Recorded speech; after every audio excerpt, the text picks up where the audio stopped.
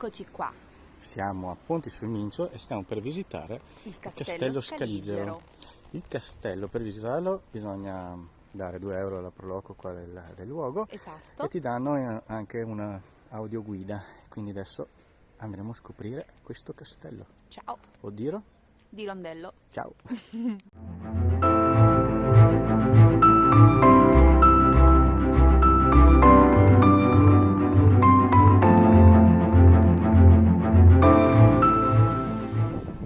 Ci troviamo all'interno del cortile principale del castello, di fronte a noi, quindi adesso alle nostre spalle vedete il maschio o mastio, praticamente la costruzione principale del castello che veniva, diciamo, dove di solito c'era il signore del castello, quindi la parte principale.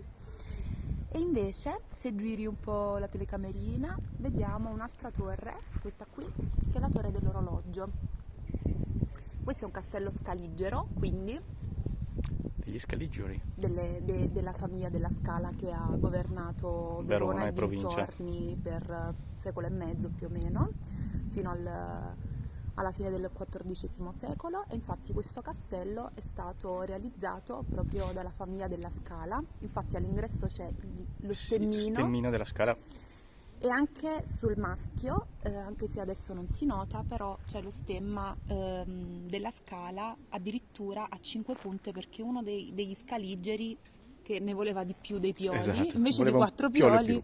ne ha messo 5. E ne vogliamo 5 di pioli. Così. Ecco, e quindi niente, è realizzato tutto quanto in mattoni e pietra di fiume, perché chiaramente per gli approvvigionamenti era più semplice, e addirittura utilizzando dei materiali di recupero è presente su una delle torri scudate all'esterno addirittura una lapide funeraria romana che avevano trovato pezzi, e l'hanno utilizzata come cantonale. Perché no? Perché non Perché utilizzare no? pezzi?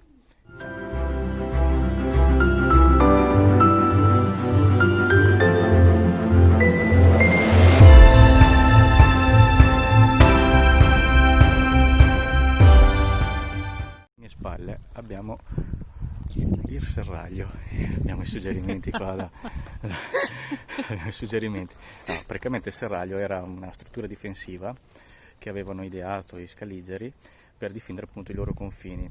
Si trattava di mura lunghe 16 km che comprendevano questo castello qua, quindi Ponte sul Mincio, Borghetto, La Gherla e Villafranca.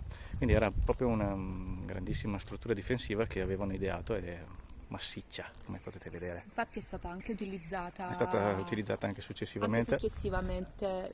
Durante la signoria scaligera come struttura difensiva.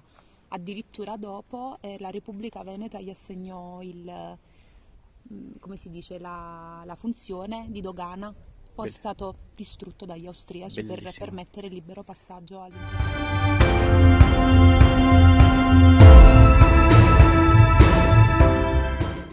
Dove si va?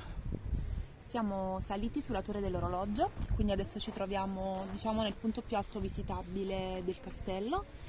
Facciamo vedere dopo il camminamento che è stato restaurato insieme alla cinta muraria, e la nostra visita del castello di Ponti sul Mincio si chiude.